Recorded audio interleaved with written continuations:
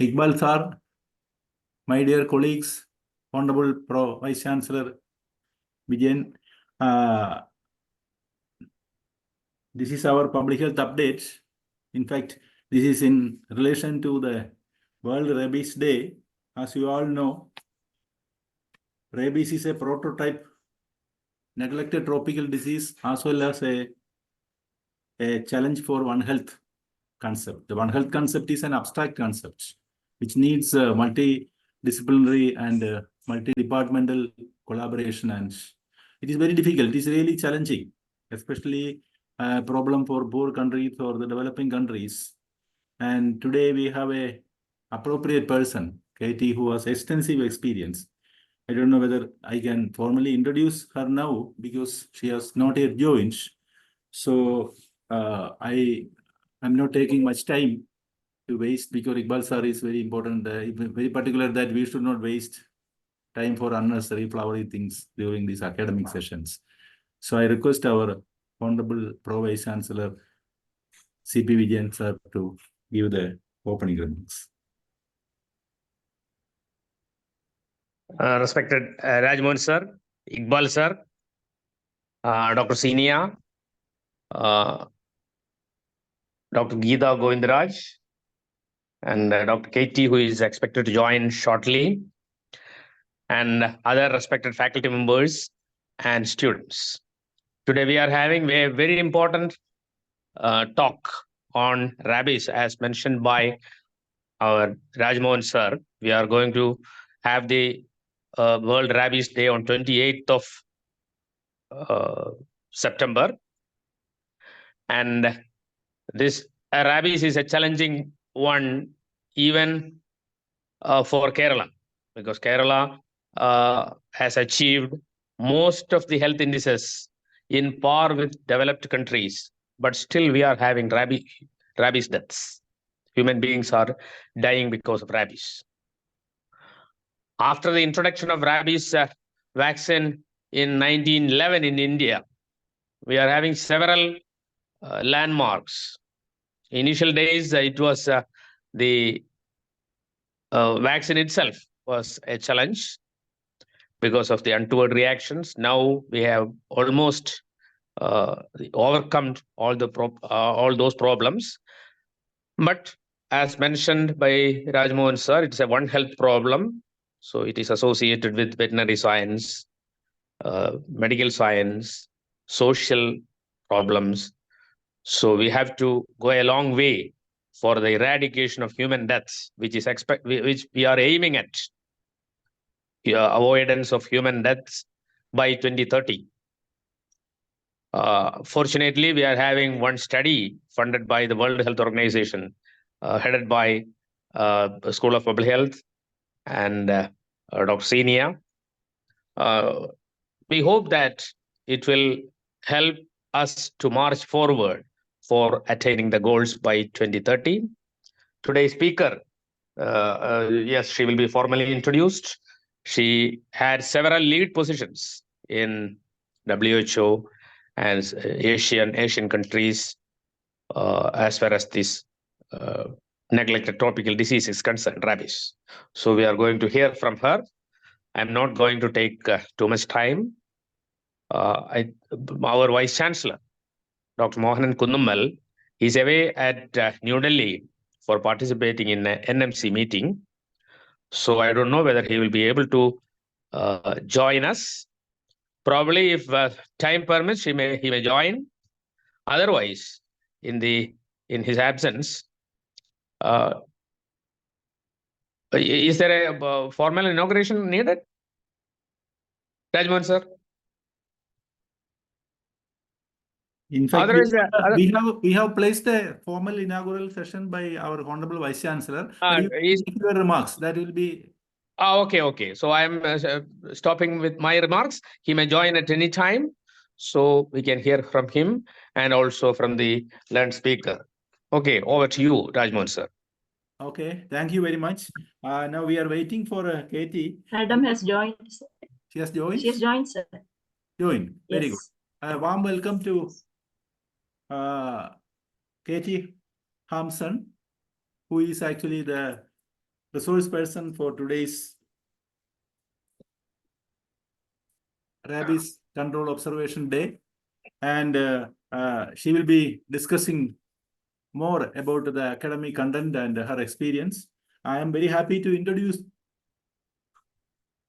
Katie Hampson to you. She is a professor of public health and disease ecology and a welcome senior research fellow at the University of Glasgow, UK. The focus of her research is on the dynamics and control of rabies. She combines field epidemiology with quantitative analysis, working in East Africa, Southeast Asia, Latin America, and Europe to address fundamental and applied questions related to rabies control.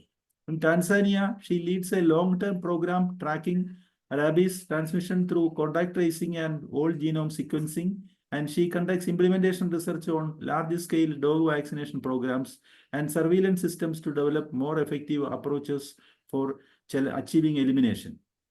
She works closely with international organizations and governments, developing models and analysis to support policy with the aim of eliminating rabies. Friends, Katie's work focuses on rabies, a disease that kills thousands of people each year, especially in the developing countries. Taking on One Health perspective, she aims to build interdisciplinary teams to support translation into policy and practice addressing vaccine inequities. Her discovery research includes novel inference from genomic and epidemiologic data and cross-species transmission dynamics. She serves on technical advisory groups for WHO, FAO, Pan American Health Organization, and Gavi. She is engaged on collaborative work with local and national governments, NGOs, and civil society in several countries in Africa, Asia, and Latin America, especially Tanzania, Kenya, Malawi, Nigeria, Peru, the Philippines, Indonesia, and Bangladesh. She advocates for rabies control and prevention through the United Against Rabies Forum, which is an NGO, including hosting the podcast Rabies Today. So today's podcast also she has placed in accordance with that forum's activity. So she is a researcher with extensive research experience in Southeast Asian region, Latin American region, and European countries. And her passion is tracking rabies transmission and contact tracing through genome sequencing and the modern innovative strategies and techniques. She is also an expert in undertaking implementation research on large-scale dog rabies vaccination, which is very challenging. We know that it is very challenging, and most of our strategies are still now yet to get success. So she is by all means the right person to address this gathering, and I think I wish all success to her deliberations, and also welcome her most warmth to this audience. Thanks her for joining us. And among our audience, actually, there are different experts from veterinary science and animal husbandry departments, and also from our clinical departments, academicians from clinical departments, laboratory medicine, microbiologists, and I should also mention few names who is especially Nivedita Devi from WVS. Nivedita, for 1 minute, can you introduce yourself, because you are doing wonderful work. Nivedita, please. Then we will go to Katie. Nivedita? Yes, good morning, good evening, everyone, or good afternoon, Dr. Hansen. Wonderful to be on this, invited to this webinar. Thank you so much. We're very grateful, and I'm honored to represent the WVS Mission Rabies team. I joined Mission Rabies in February of this year as I'm a veterinarian, a public health veterinarian by background. We are very happy to support the Kerala government and veterinarians in this noble effort to eliminate rabies. Very happy to be here. Thank you so much. Thank you, Nivedita. Iqbal sir, do you want to say something, sir? Because rabies is a real challenge to us. No, nothing at this stage. Thank you. Thank you very much, sir. Thank you for joining. Thank you. Now, Katie. the platform is up to you for your deliberations. Thank you very much. We are all expecting a wonderful talk and also the discussion following. That's great. Can you just confirm that you can hear me okay? Yes, it is Yes, you can. And well seen. It is well seen. Can you make it full screen view? Okay, thank you very much. Now it is perfectly okay. is that better? Okay, so you can see everything properly and you can hear me. Yes, is that right? People can hear me? You're audible, ma'am. Yes, you're audible. You're audible, ma'am. Great. Thank you. Well, I'm delighted to be here, and I hope that my internet connection will stay strong and that you'll be able to understand my presentation. But I have to admit that the vast majority of my work comes from countries outside of India. So I'm hoping that if I share some stories and experiences from other parts of the world, that you'll be able to take from it the things that seem really relevant to your own settings in India, and will likewise be able to share with me some of your experiences working on the ground in India. So I also believe that I'm speaking to a crowd who is probably already quite familiar with rabies. So I apologize if I'm repeating things that you already know, but I'd just like to step back a minute and remind everyone that around the world, one person dies of rabies every 10 minutes. The vast majority of the people who die tend to be children, often in rural areas. And the vast majority of these deaths are due to rabies being spread by domestic dogs. But the absolute tragedy of rabies is that the disease is completely preventable. We have really good vaccines that work in people post-exposure and that work in dogs to prevent transmission. But what we know very well is that access to these vaccines is not great. So it's because people are not being vaccinated after a bite, or that dogs are not being vaccinated in the first place to stop the disease transmission at source, that means we still see people dying of this disease. But actually, over the last 15 years or so, there's been quite a change politically in terms of the momentum and interest and focus on trying to control this disease. So I'm listing a few examples here, such as the recent investment by Gavi, the Vaccine Alliance, to support human rabies vaccines. And this has been actually a really exciting opportunity that is really strengthening the global strategic plan.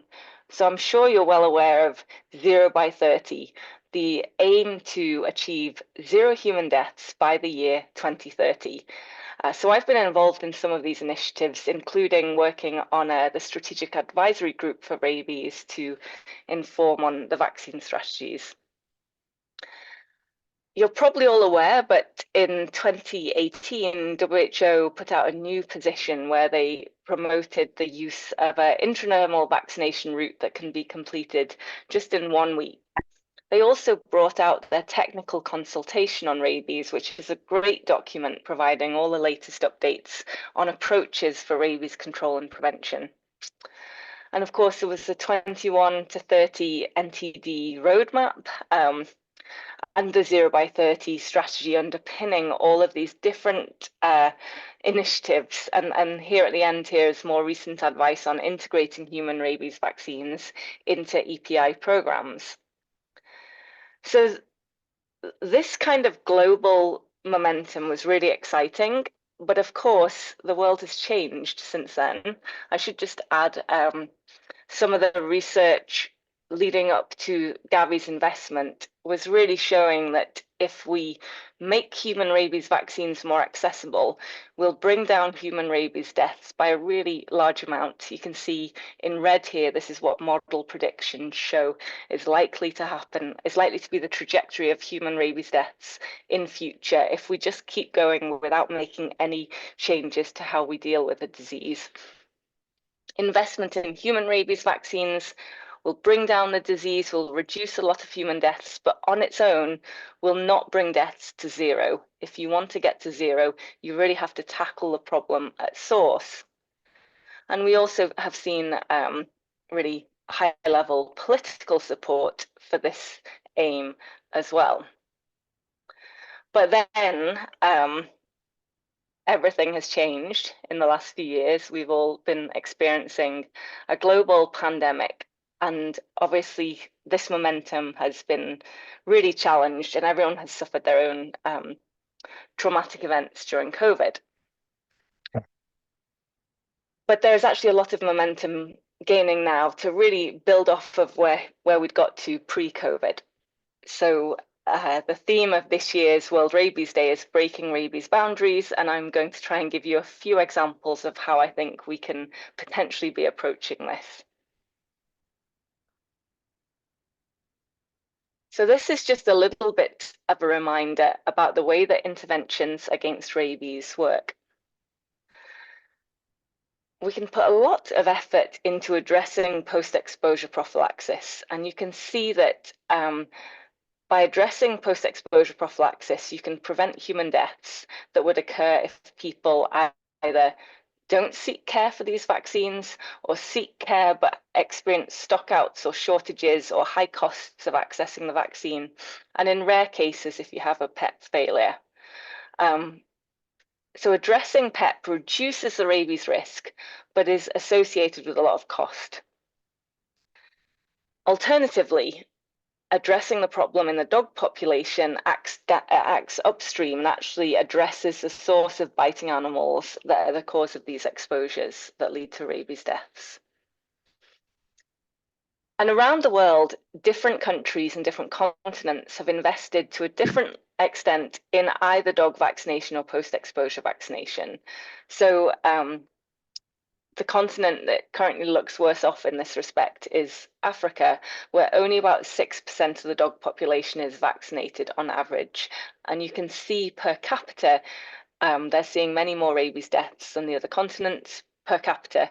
And they're also not spending very much on post-exposure prophylaxis. So that basically means that these vaccines are not really available to the people who need them most, and that's why we see deaths. In Asia, we've seen quite a different strategy of investment. A lot more has been put into trying to make rabies vaccines more accessible, and India stands out as a country that has really managed to upscale its human vaccine production and is now a source of human rabies vaccines for many countries around the world. But at the same time, dog vaccination coverage remains very low. It's higher than it is in Africa, but on average, many parts of the Asian continent still suffer from dog rabies circulating because there isn't that effort to control rabies in the source population. In contrast, in Latin America, there's been for many years now efforts to scale up dog vaccination, and you can see per capita they've managed to really reduce human rabies deaths, and they haven't spent anything like as much money as the expenditure on rabies in Asia, because much more has focused on dogs rather than post-exposure prophylaxis. So this is kind of an important point to think about if we want to reduce the burden of disease. Are we really putting our money in the right places? So I can give you an example from the Philippines, which is a country that has put a lot of effort into post-exposure prophylaxis. And here, this is a time series of bite patients in a province where I've been working. And so these are people presenting to animal bite treatment centres and are being given post-exposure vaccination. But you can see from the risk assessments that were done with these patients that were presenting, only a very small proportion of them are actually exposed to rabies. In fact, what we found was that less than 5% of bite patients that are presenting at these clinics are actually due to rabid dog bites. And so essentially there's a lot of unnecessary use of PEP. But at the same time, the Philippines is still seeing people dying from rabies. So there's some marginalized populations that are either not aware or unable to afford or unable to reach places to get post-exposure prophylaxis after a rabid dog bite. So the Philippines is spending a lot of money, but is still struggling with this underlying problem that dog rabies is not being controlled, and there's people who are still not accessing these life-saving vaccines. So my takeaway message is from this part of the talk that post-exposure vaccines are super critical. We know that they're essential for saving lives. I'm just showing you a picture here of a young boy sent to me from a colleague recently who is dying of rabies. And we know that in this particular case, the boy didn't get vaccination because the clinic was actually out of stock when he presented. And his parents decided, because the wound healed, that maybe things were going to be okay. And so we know in cases like that, that if we can really improve access to these vaccines and we can make sure boys like this child get post-exposure vaccination, these deaths can be avoided. But we also have to remind ourselves that even if we provide vaccines from the health sector, and I'm thinking here both pre-exposure prophylaxis and post-exposure prophylaxis, then it will still not prevent the absolute trauma of rabies, because sadly we'll still see bites and exposures like this from rabid dogs, because the numbers of rabid dogs are only going to increase if we don't intervene in the source populations. So I've been very fortunate working with many colleagues in different countries who've demonstrated that dog vaccination is actually a very feasible intervention, even in settings where people think there are many stray dogs, and that some of the most important things that are needed are high quality vaccines, working across communities to make sure that all communities in endemic areas are vaccinated. And when you do this, this can rapidly interrupt transmission, and you can see declines in rabies cases. And if sustained and if done effectively to protect transboundary transmission, you can eliminate the disease. But here are some examples of learnings from parts of East Africa about the need to actually tailor dog vaccination strategies to meet the needs of the local communities. So here I've got a few colleagues who've all done PhDs in different approaches to dog vaccination, and the examples that I'm showing here are central point vaccination, where dog owners bring their animals, and you can see that the vast majority of people bringing their dogs here are children.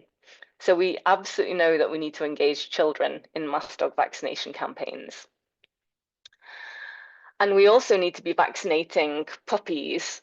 What we find is that if we don't vaccinate puppies, then the only rabies cases that occur tend to be in these super young dogs, and children play with puppies. So these are really a risk of human rabies exposures. But there are also dogs that are very easy to bring to vaccination stations. And I just want to show a couple of pictures illustrating how when people know about dog vaccination campaigns, they will do their best to bring these animals, even under the very difficult circumstances. And of course, not all dog owners will bring them the way that we would like to bring them, but they still bring their dogs. And these are some of the ways that we're trying to work with communities to improve our dog vaccination campaigns.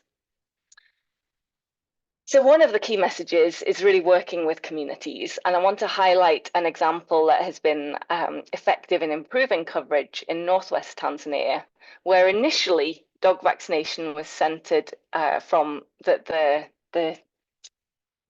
capital of the district, in fact the capital of the region, and was transported to the surrounding areas during these annual campaigns. We've since moved away from that strategy and adopted a decentralized approach where we have local livestock field officers situated in every village who are coordinating these campaigns, and the vaccines are actually stored more locally. And we find that when this is done, it's actually possible to achieve a higher level of coverage and to sustain that coverage over time, because these local livestock field officers who live in the communities are able to go and vaccinate puppies after they're born and vaccinate new dogs that are brought into the community from other parts of the country, other parts of the region. So being able to have vaccine locally available and being delivered by experts in those communities is a real way to have a better reach of your dog vaccination programs. And this is something that is done a lot from the public health perspective, but at least in East Africa is not something that has been rolled out in the veterinary sector. Here's another example of a time series of dog rabies cases and human rabies deaths over more than 20 years in northwest Tanzania. And you can see in the blue are the dog rabies cases, in the orange are the cases of people being bitten by rabid dogs, and the red is actually the human rabies deaths, which have been occurring consistently when there have been dog rabies outbreaks. And if we look at these dog rabies cases shown in blue and see that they're occurring on the white areas of the map, it means they're basically occurring in all the places where dog vaccination was not occurring. Once you start dog vaccination, cases begin to go down, but it takes some time. And one of the greatest predictors of future rabies cases is having rabies cases in the recent past. So here's just another example where you can see dog vaccination across the district was not very consistent. There was large areas left unvaccinated, and we see this emergence of rabies cases in those areas. In contrast, when dog vaccination really improved over these latter years, you can see dog rabies cases went right down. And what we were able to actually infer is the majority of cases that we were seeing in these latter years, when there's very few cases, is actually incursions coming from the neighbouring districts where there are unvaccinated dogs. So another key lesson, that at least I've learned from northern Tanzania is the need to work across boundaries. In the situation in Tanzania, it's obviously got a land border with Kenya, and one of my PhD students, Gurdeep, she worked on sequencing human rabies cases from both Tanzania and Kenya. And what she actually found in these cases is that the underlying virus variant was moving back and forth. There were several co-circulating variants, but they were moving back and forth between Tanzania and Kenya, because dogs don't respect boundaries, geographical boundaries. Rabies doesn't respect geographical boundaries. And this is Gurdeep, who's doing sequencing in country in labs in Tanzania and in Kenya. And I want to give you a few other examples, because here I have colleagues from Nigeria and from the Philippines, and they've been training with my colleague Kirsten here in Glasgow to get experience in this approach, which they've taken back to their respective countries. So here's another small example, a very small scale example of a dog vaccination program in Pemba, an island off the coast of Tanzania, where over multiple years we saw rabies cases going down because of dog vaccination. And then over this 2-year period, dog vaccination stopped, and we saw this resurgence. And what we were able to see is that the rabies cases that occurred subsequently were actually not related to the earlier rabies cases that were circulating. So that tells us very clearly that it wasn't that our surveillance was not doing a good enough job of picking up these rabies cases. It's actually that new introductions from the Tanzanian mainland had introduced new rabies virus variants that had sparked this new outbreak. But once the outbreak was detected, within 3 years, dog vaccination had completely eliminated rabies from Pemba, and we haven't seen any cases since 2018. So we're really happy that this is a successful example of rabies elimination from Kenya, from Tanzania. I don't want to belabor the point, but we've seen similar instances in island provinces in the Philippines. Here we've seen rabies outbreaks emerge on Tablas Island, and what we saw is that this was due to multiple introductions coming from other parts of the country. But this kind of pattern is not restricted to island populations. It really is relevant in continental settings, such as you see in India. You may be familiar with this example from Goa, where Mission Rabies and the local government had worked really hard to demonstrate that through mass dog vaccination, it was possible to basically eliminate rabies from the state. And you can see rabies cases over multiple years that really by 2019 were just left in a few persistent foci. And again, Mission Rabies used genomic surveillance, and they were able to point out, again, areas where cross-border transmission was happening between different states. And I'm really excited to hear that Mission Rabies is also working and is supporting the government in Kerala, because I think working across borders is really the opportunity to have the greatest impact on rabies. But we also need to work across sectors. I'm sure everyone knows about One Health these days. Rabies is one of the classic examples where a One Health approach is valuable.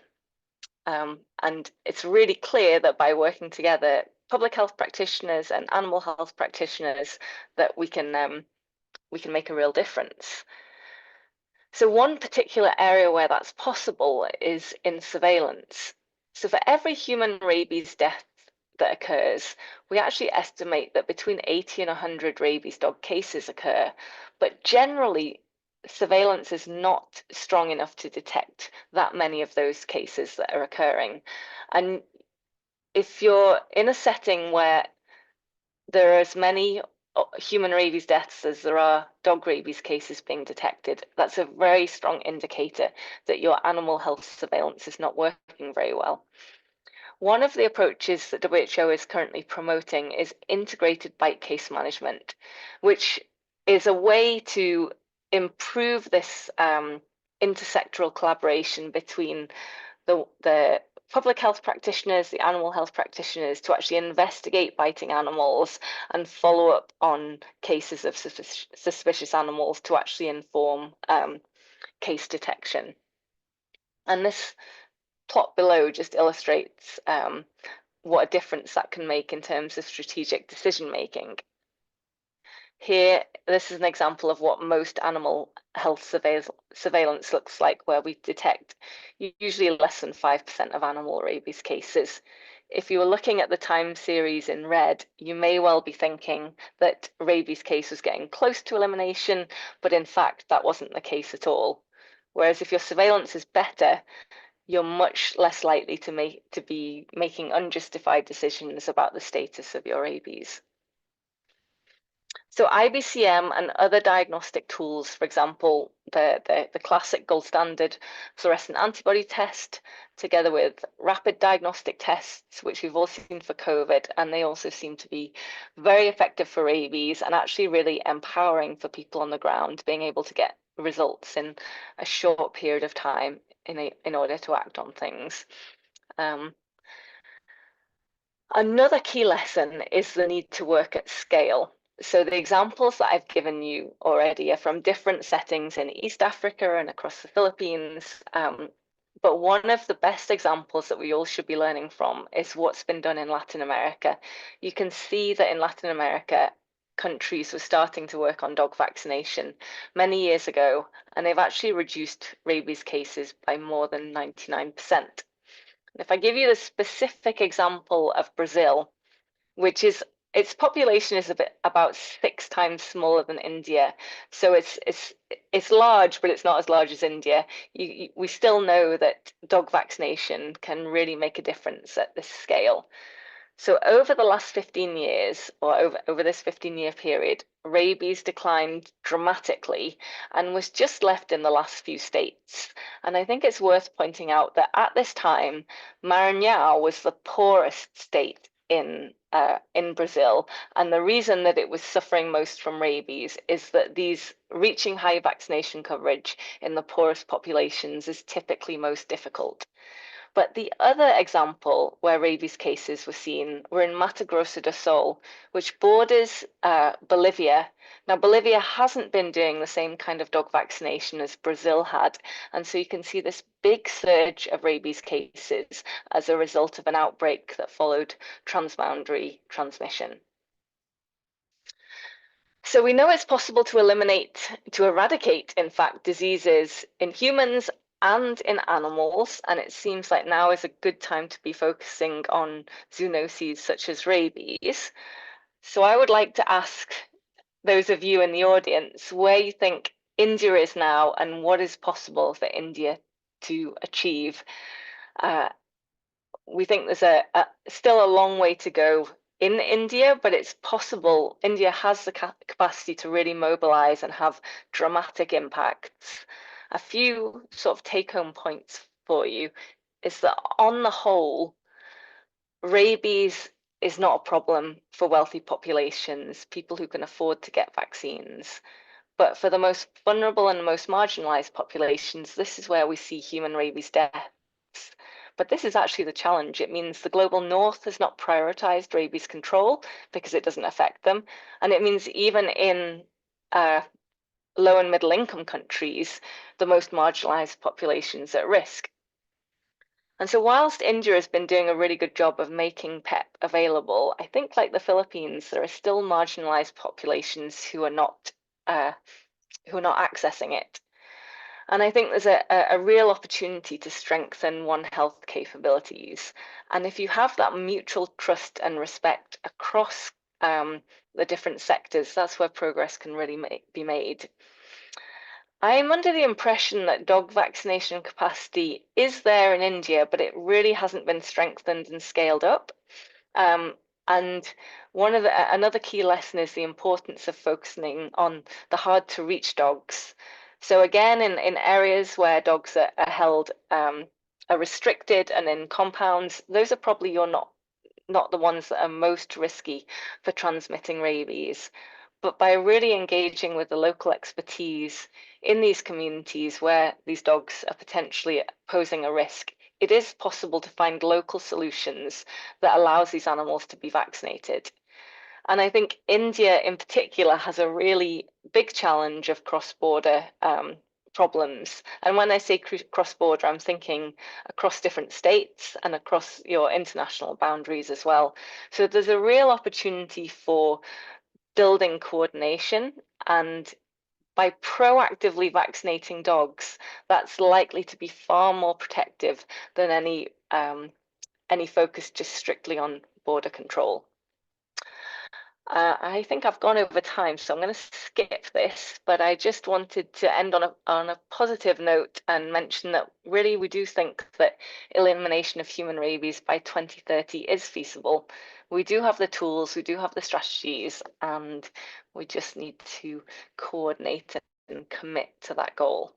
So I'll be happy to take any questions if you have any.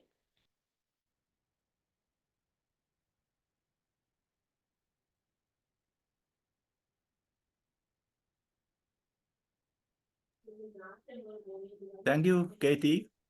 I think we will go to a discussion, and you can stop slide sharing if you. Okay, thank you very much. You have emphasized most of the points, and your advocacy and leadership efforts at the international level has started showing results. And in our country also, now there is a resurgence in rabies deaths during the last 2 years, maybe because of the COVID, because COVID has changed all of our scenario, not only for human beings, but also for animals. And most of our animals, so maybe because of that, because in India, we had about 473 rabbit death in 2000, and now it has come down to 110 deaths. But in Kerala, we had about 13 rabies deaths in 2012, and now it has come down. It has increased. It has come down to 5 in 2020. but maybe because of the COVID, now there is a recent increase, and we have about 12 or 20 deaths reported.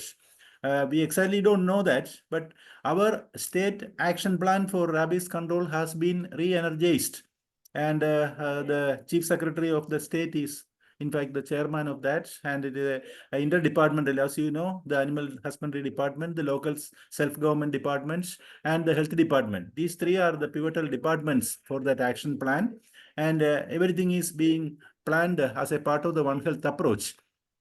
So we are progressing because dog vaccination, 60% of the domestic dogs are now vaccinated, and 13% of the 13 to 15% of the stray dogs are also being vaccinated, and we are steadily progressing towards rabies control. And also we hope we will achieve elimination by 2030, which is actually the signature day.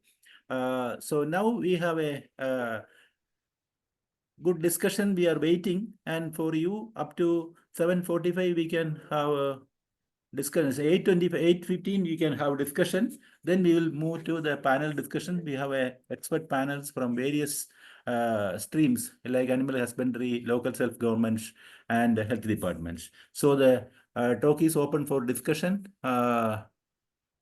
Anish? We have Sharada, who is actually the virology expert. We have Indu PS, who is actually a senior public health person from academic community medicine department. She is actually heading the department of community medicine. Then we have many other academic luminaries as participants. Professor Anthony Colonur, who is a very senior activist, public health activist, as well as a academic public health person, experts. A lot of our own colleagues and friends are there. Anish, you can start. Yes, thank you. Actually, I wanted to ask a question. Rabies is a disease which will kill human beings as well as the animal, that is the dog. Then how this virus is surviving? Because as the host is died, the virus cannot survive for maybe for a longer period of time. What about the maybe a reservoir host for rabies? Can we intervene in reservoir hosts? And these aspects I want to hear more. Thank you. Thank you. That's an interesting question. It's actually something that I've spent a long time trying to study, because it's hard to make sense of it for rabies, because like you say, it's a fatal disease. Dogs don't have the disease for very long before they die. And it doesn't appear as if there's any lasting immunity from rabies exposures, and there's no immunity built up in the population for animals surviving because it's universally fatal. But the evidence suggests that this simply is transmitted only in the dog population on their own, and that there's sufficient of them and there's a sufficient turnover of dogs that there's enough susceptibles that still maintain infection. So essentially rabies is maintained in dog populations much the same way as measles is maintained in unvaccinated children. But there's a few different particular aspects of the nature of the virus that helps maintain it and makes it a more unpredictable virus for ourselves trying to control it. So there's a lot of stochasticity and variation in rabid dogs. And if you model the virus and you were just modeling the biting behavior of dogs and taking the average biting behavior, so on average, a rabid dog bites 2 to 3 other dogs or transmits the disease to 2 to 3 other dogs. But if you model that, rabies would rapidly go extinct, taking the average. But if you take the variation, so many dogs don't bite any dogs, but some of them can bite 10, 15, 20. And the worst case scenario that I've witnessed is a rabid dog that bit 70 other dogs during its short infectious period. If you take that variation into account, that actually helps the disease to persist. And it's not just the number of dogs that are bitten, but the movement traveled by rabid dogs and the variation in the incubation period. So on average, the incubation period is about a month, but it's not that uncommon that you have dogs incubating the virus for more than 3 months. And quite often you get dogs that develop rabies within a week or 2 weeks of exposure. So that is another aspect of variation that helps to maintain the infection. And then most critically, you get a small number of dogs that transmit over long distances. So they run 10, 15, 20 kilometers and they infect dogs in other villages. And in that way, it sort of escapes off the radar and you can end up having multiple lineages co-circulating at a very low level. And it's a feature of the virus that helps the disease remain persistent when otherwise we would potentially expect it to go extinct. So it is surprising, but having studied it for a long time, it seems like rabies has worked out some clever strategies. Thank you very much, Katie. Sir, one more minute, sir. Dr. Katie, it is a wonderful answer, and I am very thankful for you for that. But this particular answer is bringing another question in my mind. If there are multiple lineage of this virus, the monoclonal antibodies may not work better, isn't it? Yeah, that's a good question India, as well. In India, our drug controller is suggesting that the monoclonal antibodies will work. And we do not have a data in public domain. What are the strains addressed by the monoclonal antibody that is in market? And our people are prompted to give monoclonal antibody widely. Even in medical colleges, they are using monoclonal antibody without knowing what are the strains addressed by these things. So I think India is the only country where monoclonal antibodies are used against rabies. Your answer indirectly hinting that this may not be a good strategy.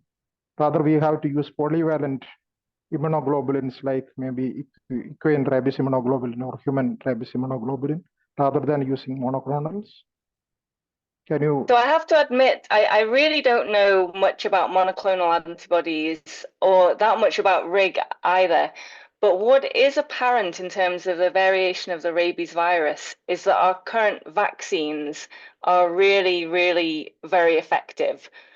The thing that the risk that would reduce their efficacy is them being delivered post-exposure a couple of days late or being delivered incompletely. So we know that if the vaccine is given on the same day that the person is bitten and they finish the 3 doses, then there's almost a negligible possibility that that person will develop rabies. But if the vaccine is delivered more than 2 days late and only 2 vaccine doses are delivered, we actually do see a drop to about 98% efficacy. So I think I don't really know how much additional protection MABs provide, but from a public health perspective, my kind of absolutely priority would be making sure that people get vaccinated rapidly in the first place. And at least in countries that I've worked, all the human rabies deaths that we see, they're almost all because people didn't actually start vaccination. And so I think the focus really needs to be on those people making sure they are vaccinated in the first place, and that would cut 99.9% of the deaths. And those really unfortunate bite victims who do suffer because of a direct exposure into the nervous system, they would be more difficult to protect. But at the same time, I would say that focusing on dog vaccination would be eliminating those bites in the first place. Thank you, Kate. You have made the point that dog vaccination is the answer. Anyway, Dr. Purushothaman is a very senior clinician, a pediatrician. You mentioned that 60% of the rabbit deaths from international studies, you mentioned that it occurred in children. So let us go to Purushothaman. His experience, because he is a very senior person, he may be knowing what happens when we were having only tender loving care for the rabbit patients. And now we have a lot of other drugs like polyvalent antiglobulins and monoclonal antibodies. Purushothaman, you are there? Thank you, Doctor. Thank you, Dr. Katie. in India, we are to succeed in introducing the pre-exposure vaccines in children, but we are encouraging the parents to give vaccines, especially those families who are having pet animals. The whole family we are encouraging. One problem is the pet animals, even when vaccinated, multiple times scratches, every time we are forced to give vaccine again. Maybe it is a 2 doses only intradermal, but still, actually there is no, you can't have any confidence whether this vaccine is working in the pet animals. So what about in the other countries?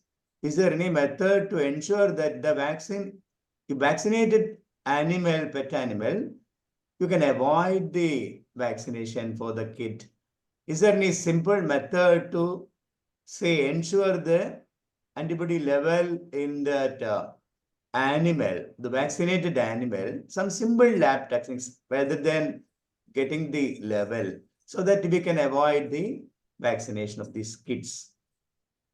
Yeah, no, I think that's a great question, and I am not aware of any existing tools that you can use to see whether a vaccinated dog still remains protectively vaccinated after a duration post-vaccination, because typically we use serology, and the unfortunate thing about serology is that you will see a strong protective antibody response typically between 6 to 16 weeks post-vaccination.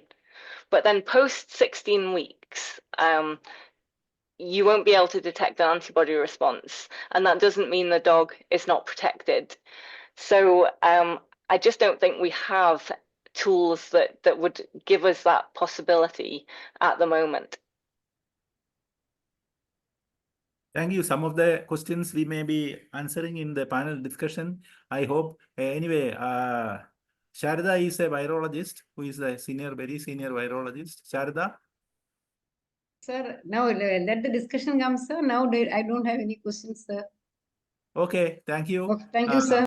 We may, I thought at 8 o'clock we can start the panel discussion. Anyway, if there are any other questions, you can, Indu, if there, any questions, Indu?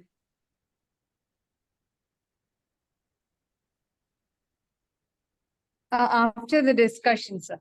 Thank you. Okay, but then we will, if there, Geeta, any question? Yeah, Geeta is a senior pediatrician. Geeta? Yeah, good evening, sir. Thank you very much and for the opportunity. And Dr. Katie, that was a wonderful exposition on the path-breaking work you have been doing across continents. It was really inspiring. The thing I'm a little worried about is that Kerala is very different from the rest of India in the sense that you were referring to the global north and all that. So our infant mortality rate is just around 6 now. So, and our rabies deaths are markedly coming down. So are we really on the right track when we move our emphasis towards dog vaccination because of the problem of rabies transmitted by wild animals and cats and other animals? So I was just wondering whether we should be focusing more on improving the technique and the capability of people who are handling the intradermal vaccination, whether that should be our focus. I just wanted to hear from you, your expert comments. Thank you. Well, let me first try and address the wildlife question. As far as I'm aware, there are no particular wildlife species that are serving as reservoirs that are independently maintaining rabies outside of domestic dogs in most of India, and not as far as I'm aware in southern India. So I would not be concerned. foxes? Yeah. So I would not be concerned about them as being a source of rabies at the moment, which is not to say, if someone is bitten by a jackal or a fox or something, then that would be unusual behavior and that would be indicative of rabies. But at this time, I wouldn't worry. I wouldn't think there's an independent reservoir. But that said, in my work, I've worked in a few different places where there has been a big question about the role of wildlife. And I actually didn't present any of that here because I was not thinking that would be of interest to the audience here. But one of my colleagues has shown that in southern Tanzania, there's actually quite a lot of rabies transmitted by jackals. But what the interventions and the genetics has shown is that actually those cases in jackals are originating from dogs. And what they showed was with increasing dog vaccination coverage led to a 90% reduction in dog rabies in dogs, but also reduced the disease circulating in jackals by 95%. So we think by focusing in dogs, you'll actually stop the problem arising in wildlife in the first place. And one of the things that we know is in the places where wildlife rabies has emerged, it's almost always come from circulation in dogs. So the more we allow it to circulate in dogs, the more we're sort of waiting for a disaster to happen and some of that circulation to lead to sustained transmission. So my message is fairly simple. Focus on the dogs for the time being. But you also had a question about intradermal vaccination and about the capabilities of, and my sense of working with people on and doing different modeling work on intradermal vaccination is that it remains much more cost effective than intramuscular vaccination. And the technique is not difficult. Many health practitioners will be used to using fractionated vials for BCG vaccination and so on. But it does, and my sense was that India had actually really built capacity and people were using intradermal regimens very widely. And I mean, I would just encourage that really. It's got many different advantages. It's cheaper, it uses less vaccine. The latest regimen is easier for patients to adhere to, but you do need to have intradermal needles available and you do have to have practitioners who know how to administer those injections. Thank you, Katie. We are, in fact, short of time. Before going to the panel discussion, if there are, Iqbal sir, do you want to say anything? Yes, Kate, you are focusing on the vaccination part. Can you hear me? Yes, I can hear you. Thank you. The problem Kerala is facing is that the street dog population is very high in Kerala. So long as the animal traffic is high, then the virus will survive in the environment, either in the carcass or in water or even in soil. So the major problem we are facing is the increasing number of street dogs. And the street dog number is increasing because our waste management is not good. Because when the food materials are being thrown to the streets, the street dogs population can increase. Now that is the major problem we are facing. And moreover, when the dogs were tested, 1/4 of them tested positive for the virus also. So therefore, vaccination alone may not solve the problem in Kerala. We will have to bring down the street dog population by adequate waste control measures. Also, that is very, very important. Yeah, I think increasing numbers of free-roaming dogs is definitely a big problem. And it's in part a large problem because it's a much more difficult population to vaccinate. And if the dog population is growing exponentially, then you're just creating a bigger potential host population to support persistence of the virus. To be honest, I have not heard of any programs that have implemented waste management that have really effectively brought down reduce dog populations, but there are quite a lot of good examples of programs that are focused on population management of dogs and sterilization, particularly of female dogs, because it's much more efficient than males. It is a long-term investment, and probably overall the benefits go beyond rabies and, you know, are to do with people's perceptions and happiness about living with large numbers of stray dogs on the streets and feeling safe and so on. But I think there's a lot of important work that needs to be done around dog population management, because it's definitely not an easy problem to fix. Trying sterilization also, but we are not successful so far. Ah, okay. Yeah. Thank you.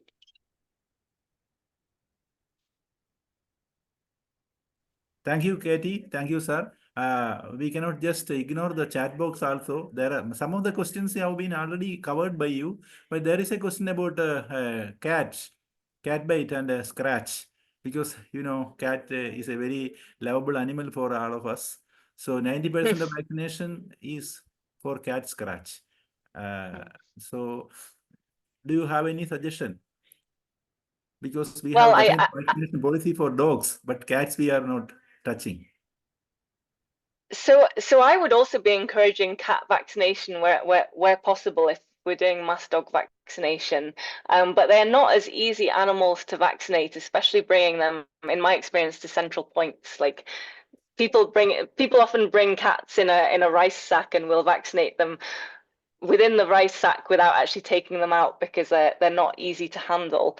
But I do think it's really important from a sensitization perspective that people are aware of the risks of rabies being transmitted by cats. I think increasingly we're seeing transmission of rabies from cats, and potentially it's because of spillover from dogs. And my own experience is that when a cat gets rabies, they really act kind of crazy. They can cause a lot of bites and really like cling on when they're causing the bite. So I do think it's important that people are aware of the dangers of cat bites and would encourage cat vaccination as well. But if vaccines are limited, they should be probably prioritized for the dogs first.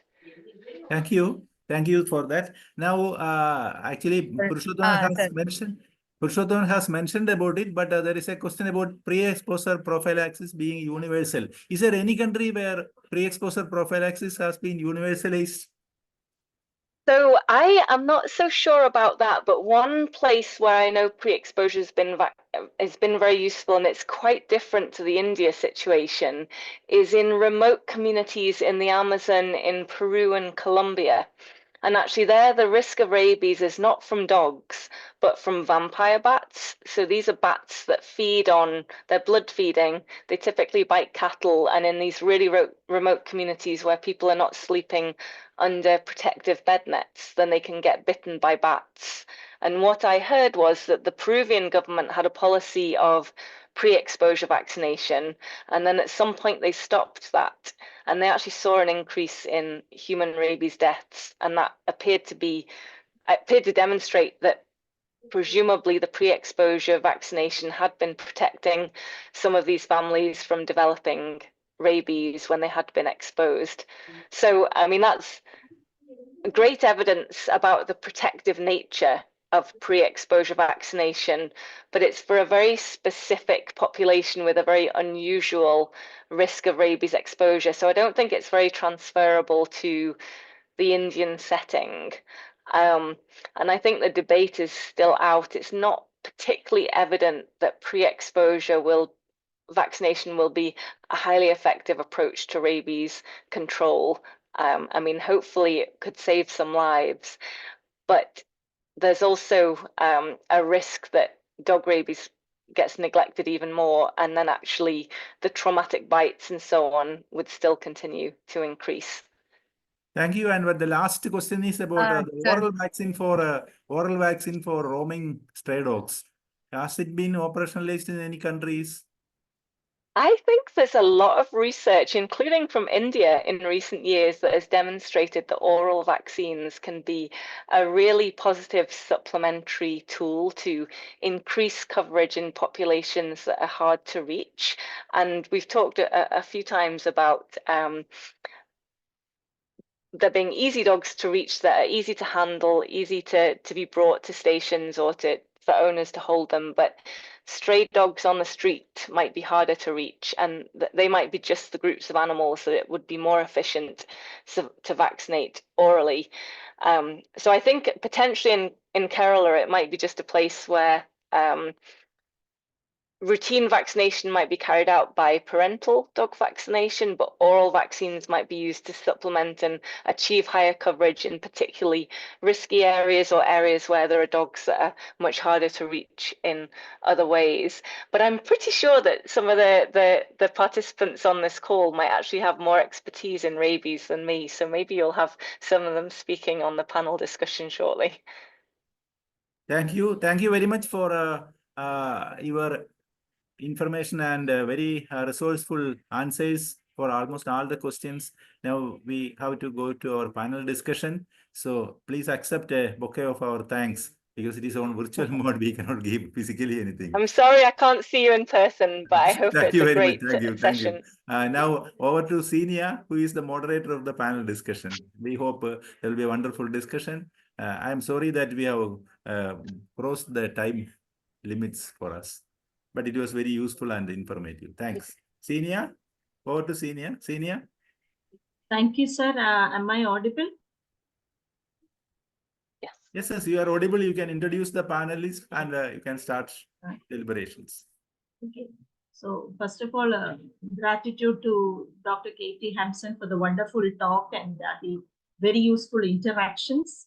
And I'm sure she has a lot of things to say, but within the limited time, she has focused on the need to focus on dog vaccination, mass dog vaccination, and the focus on integrated by case management. And in fact, she brought in the concept of the idea that we need to focus on working with communities, then need to work across borders, and the need to work across sectors. In fact, on this day, when we are close to observing the World Rabies Day with the theme of breaking rabies boundaries, I think we have in fact tried to do some of these things, break the boundaries, break the barriers across sectors. So in fact, we have with us on our panel a team of experts who really are actually collaborating to work on a project on rabies as well. And these are all experts who work in the field of rabies, and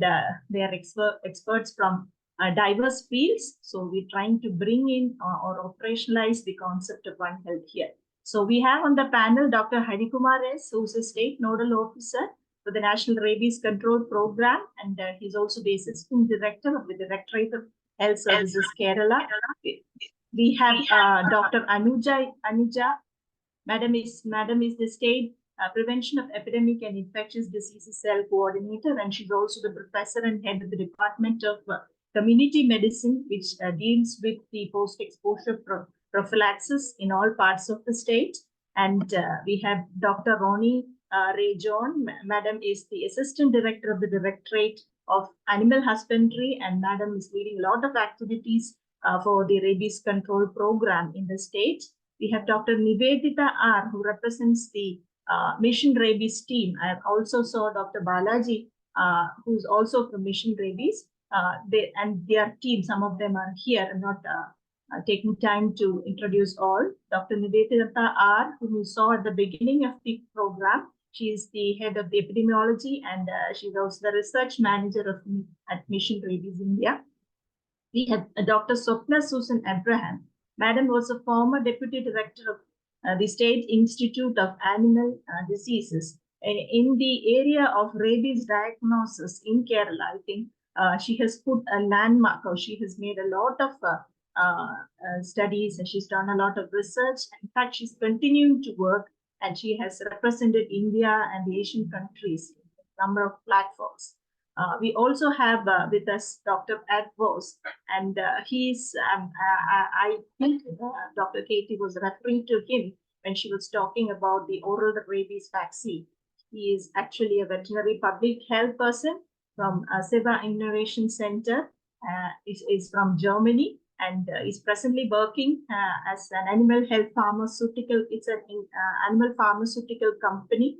It's at headquarters in France. He's part of the veterinary public health group. He is also a wildlife biologist by education and has worked for more than 30 years on oral delivery.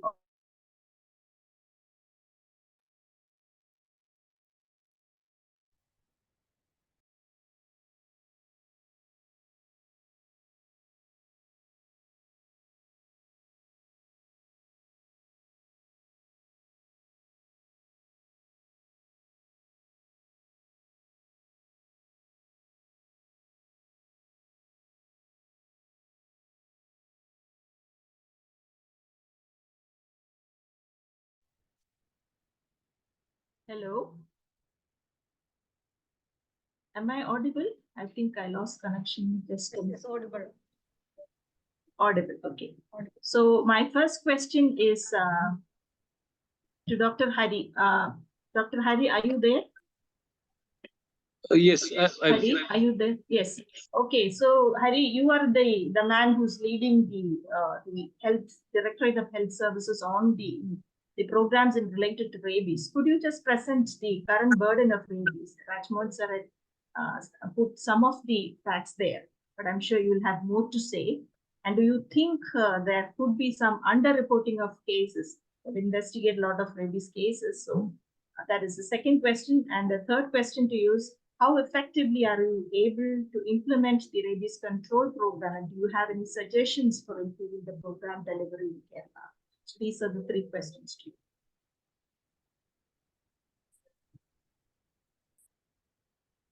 Dr. Hari?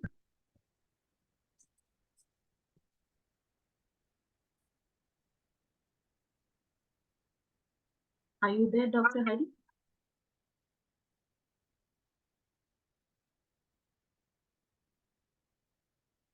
yeah, I'm here. Yeah, can you hear me now? Hello? Hello. Yeah, can you hear me? Yes, you're audible, Hari. Yes, ma'am. Thank you. Please proceed. Yeah, thank you. So I have some issues with my video, so I will be just okay. Okay. So regarding the first question, the burden of rabies. So Rajmohan sir was initially briefing us about the burden of. So there are basically our reporting system. It has been the reporting system has been through the integrated disease surveillance program, and our definitions for a rabies death and the that was one part which we took into account recently. So if you look at the statistics, previously Rajmohan sir was telling in 2020 the burden was only around five rabies cases. In 21 it was 11. In 2022 it became 27, and 2023 it was 25. And as of now, in 2024, we have currently, as of now, there are 22 rabies deaths which has been reported. So if you, after that 2020, around that time, we had the rabies diagnostic facility has also increased tremendously. We have a dedicated lab for testing human samples. We are testing, in fact, more samples now. So one issue which we had previously was the definition between a probable rabies and a confirmed rabies.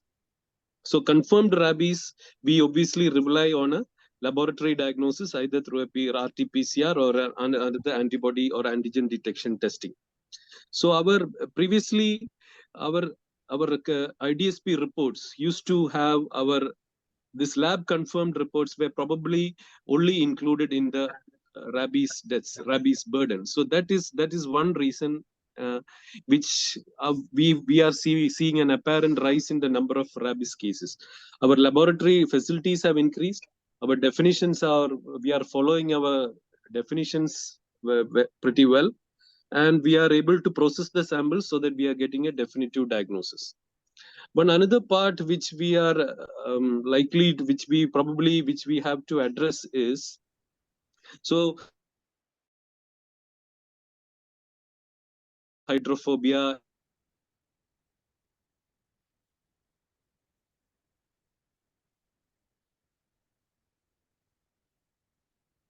and all those symptoms, neurological symptoms. Clinicians are able to diagnose rabies, and they are, as of now, they are sending the samples, either antemortem samples or even a postmortem samples are being sent for a definitive diagnosis. But there is around roughly, I believe, around a 20% number of cases where its presence as dumb rabies, or which do not present with the usual typical rabies which we are more accustomed to. So this 20%, probably we may be missing some cases, especially when we are talking about we did an analysis about the cause of exposure in 2023.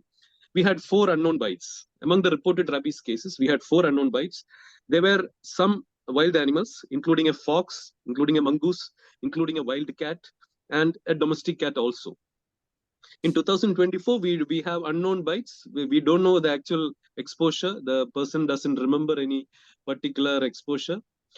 And the others are, we don't have any other animals other than domestic dogs or stray dogs. So probably so there are, in fact, if we take the other picture, there are a lot of acute encephalitis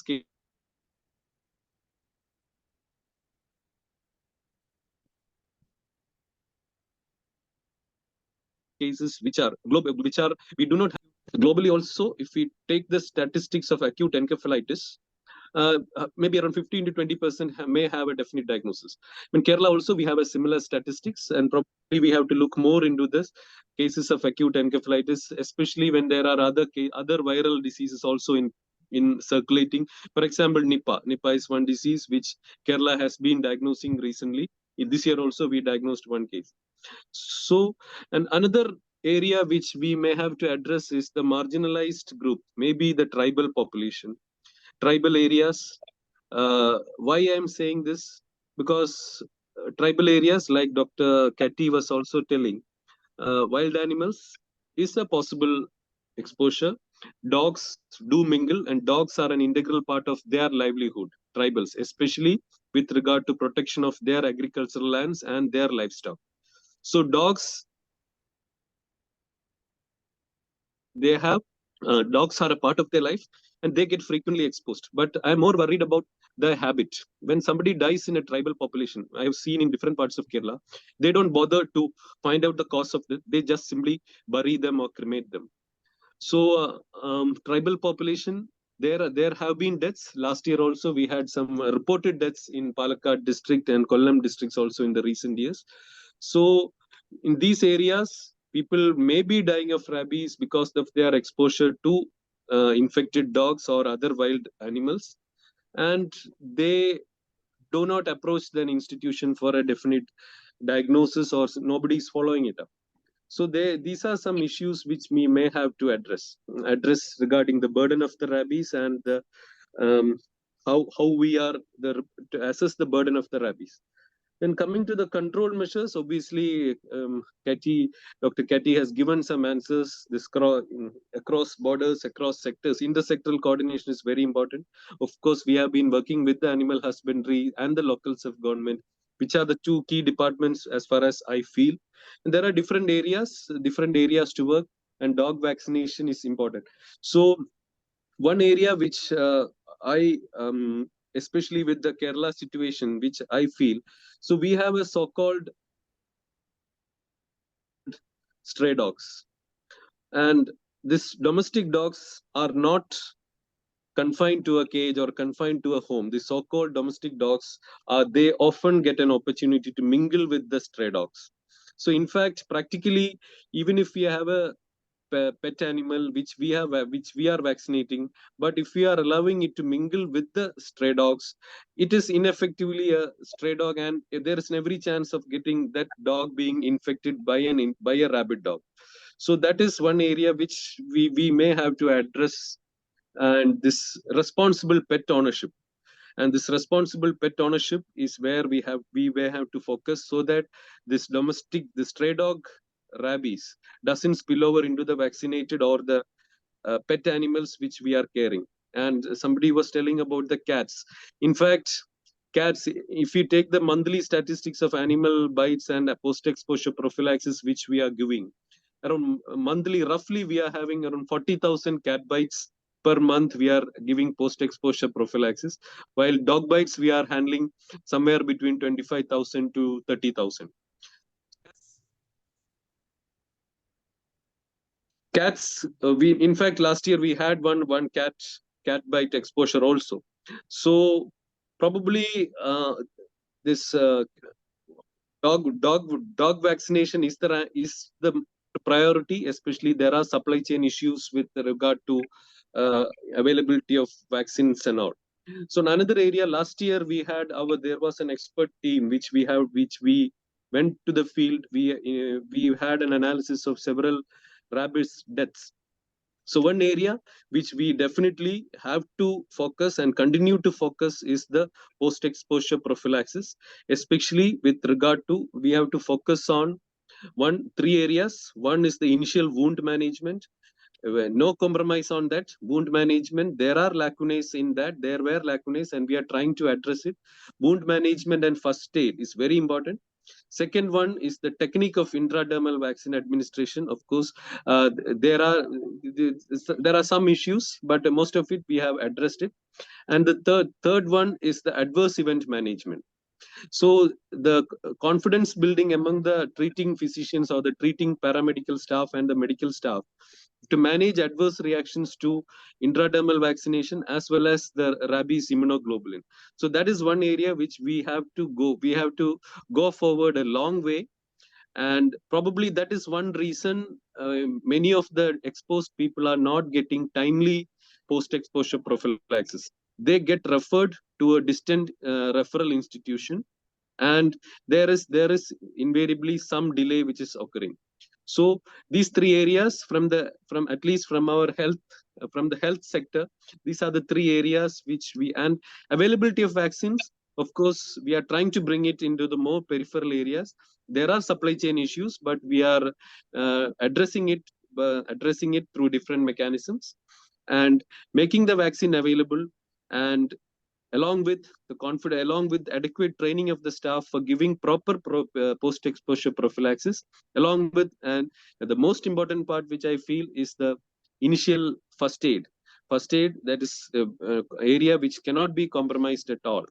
So these are some of my inputs, and I will listen to the other panelists as we go on. Thank you very much, Dr. Hari, for those very useful points, and stressing on the need for strengthen the surveillance of acute encephalitis to capture the real burden of the issue, the need to focus on marginalized populations like tribal communities and the migrants, and many other points, because I think all those points are well taken. Now I'll move on to Dr. Ronnie Ray John from the Animal Husbandry Department. Madam, Sir was talking about the vaccination coverages in dogs, and then we have heard the difficulties in vaccinating the stray dog population. My question to you is, do we really have a right denominator to count for the coverage of the dog vaccination coverages? What is the status now as far as the department is concerned? What is the percentage coverages, and what do you think are the strategies, especially for the vaccination of street dogs? And Sir Iqbal sir was talking on the importance of covering the street dog population, and also on the sterilization program. We have some legal issues now with the conduct of the sterilization program. So could you enlighten us on some of these? And I see Dr. Katie Hampson is continuing to be with us. Madam, if you have any extra points to add, or you can pitch in at any point. Over to you, Madam. Madam. Ronnie, Madam. Yes. Thank you so much, Professor Zenia. Am I audible? Yes, ma'am. Yeah, all right. First of all, thank you for the opportunity to be on this platform. So, yes, I am in the Directorate of Animal Husbandry in charge of the rabies eradication programs. So, as you had asked me before regarding the vaccination numbers, so the first time that we started the mass dog vaccination in Kerala was in 2022. Now, I believe Dr. Hari Kumar has laid out the statistics of human deaths by rabies. It was quite high in 2022, and there was a spate of deaths throughout the state. So during that time, one of the things that the Animal Husbandry Department decided to do was to enforce the mass dog vaccination from that year onward. So we have kind of made September as the vaccination month for doing the mass dog vaccination. So it was for the first time that stray dogs were vaccinated with anti-rabies vaccination. Now, previously they were vaccinated, but those were the animals that came in for the ABC programs. So once you do the sterilization, animal birth control surgery, the dogs are vaccinated. And that was the only way that the stray dogs were vaccinated prior to 2022. So from 2022 onwards, we, the department, together with the local self-government, we emphasized on the need to make this, if we want to prevent rabies, so if we want to eliminate dog-mediated rabies, one of the most important things is mass dog vaccination and dog population management. Yes, there's no doubt about it. So when in September, when we tried to do it, so what we were focusing on was to achieve a 70% vaccination in the entire population. So if you look at statistics based on the last census, which was in 2019, we have around 8.3 lakhs or 0.83 million owned dogs in the state, and also around close to 3 lakhs, let's say 2.9 lakhs of stray dogs. Now, this is according to the last census, which was taken in 2019. Now, as we speak, the latest census has been, it is going on now, starting from September onwards. So then we will probably see some changes in the figures. But nevertheless, looking at the last census, we have an estimate 11 lakh dogs in the state.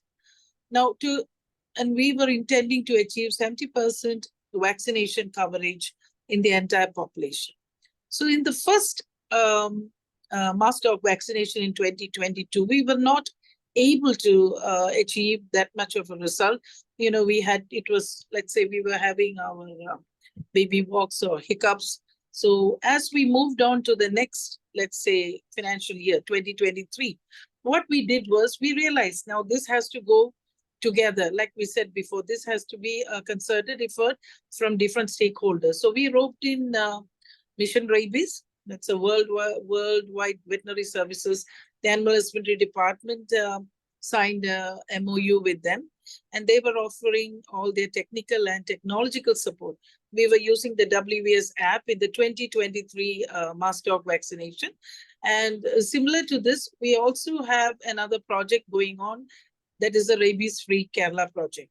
That was also with the help of animal welfare organization, an NGO named Kawa. They are right now in the state and they are very active in the, let's say, the work. So if I come to 2023 mass dog vaccination statistics, it was much better than the 2022. If I tell you the figures, it will not be very, let's say, good. But stray dog vaccination alone by itself was only 8%. And for the own dog, it was only 14%. So together, we managed to have 13% during the campaign period.